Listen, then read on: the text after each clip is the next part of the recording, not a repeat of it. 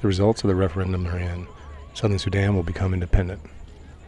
Across the 79 counties in the south, at polling centers in the north of Sudan and in places as far away as Sydney and Toronto, people lined up for hours to cast their vote to determine their future.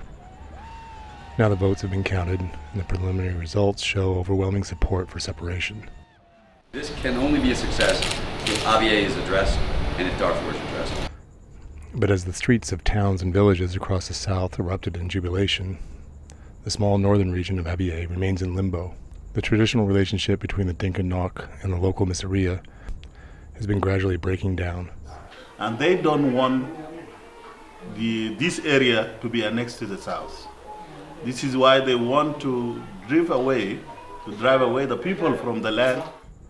A referendum planned for Abyei never happened. More and more outsiders are taking interest in Abyei's future.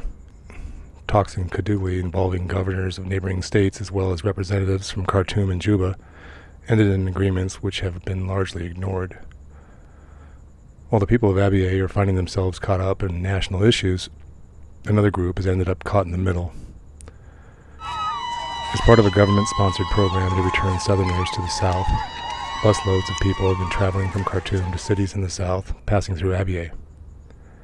But while the referendum was proceeding in the south, a blockade was established on the road north of Abyei.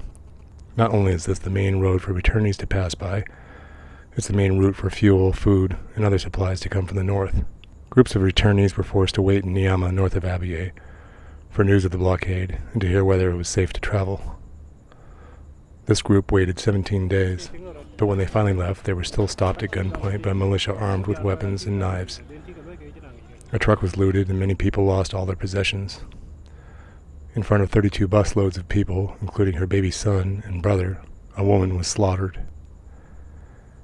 Men and women from the buses were taken away into the bush and haven't been seen since. Returnees are doing their best to build temporary shelters on Abyei's outskirts. They lack food, sanitation, and protection. Abyei's markets are almost empty, and the UN presence is minimal. As the world watches South Sudan become the world's newest country, the people of Abyei face an uncertain and dangerous future. From a Jack IDP camp near Abyei, this is Tim Fredcha.